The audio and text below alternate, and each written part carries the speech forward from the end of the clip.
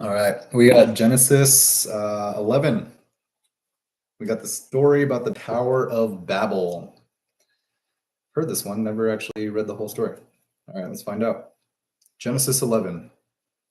At one time, all the people of the world spoke the same language and used the same words. As people migrated to the east, they found a plain in the land of Babylonia and settled there.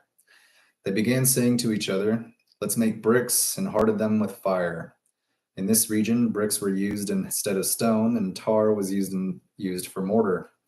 Then they said, "Come, let's build a great city for ourselves with a tower that reaches into the sky. This will make us famous and keep us from being scattered all over the world." But the Lord came down to look at the city and the tower the people were building. "Look," he said, "the people are united and they all speak the same language. After this, nothing they set out to do will be impossible for them. Come, let's go down and confuse the people with different languages. Then they won't be able to understand each other." In that way, the Lord scattered them all over the world. Then they stopped building the city. This is why the city was called Babel, because that is where the Lord confused the people with different languages. In this way, he scattered them all over the world. Wondering if you had different cultures converging all in one place, already speaking different languages. All right, moving on. The line of descent from Shem to Abram. This is the account of Shem's family. 2 years after the great flood, when Shem was 100 years old, he became the father of Arphaxad. After the birth of Arphaxad, Shem lived together 500 years. Shem lived another 500 years and had other sons and daughters. When Arphaxad was 35 years old, he became the father of Shelah. After the birth of Shelah, Arphaxad lived another 403 years and had other sons and daughters. When Shelah was 30 years old, he became the father of Eber. After the birth of Eber, Shelah lived another 403 years and had other sons and daughters.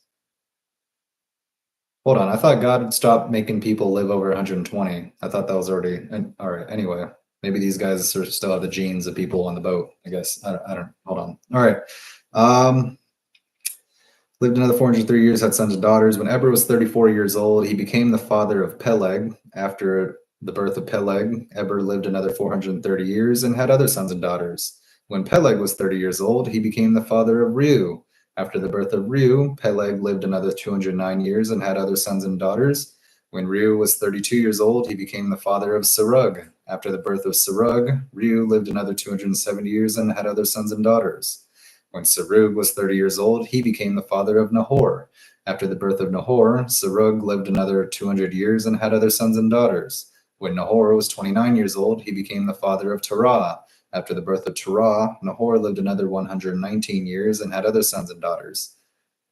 After Terah was 70 years old, he became the father of Abram, Nahor, and Haran. The family of Terah. This is the account of Terah's family. Terah was the father of Abram, Nahor, and Haran was the father of Lot. But Haran died in Ur of the Chaldeans, the land of his birth, Haran died in Ur of the Chaldeans and the land of his birth while his father Terah was still living. Meanwhile, Abram and Nahor both married. The name of Abram's wife was Sarai, and the name of Nahor's wife was Milcah. Milcah and her sister Iscah were daughters of Nahor's brother Haran, but Sarai was unable to become pregnant and had no children. One day, Terah took his son Abram and his daughter-in-law Sarai, his son Abram's wife, and his grandson Lot, his son Haran's child, and moved away from Ur of the Chaldeans.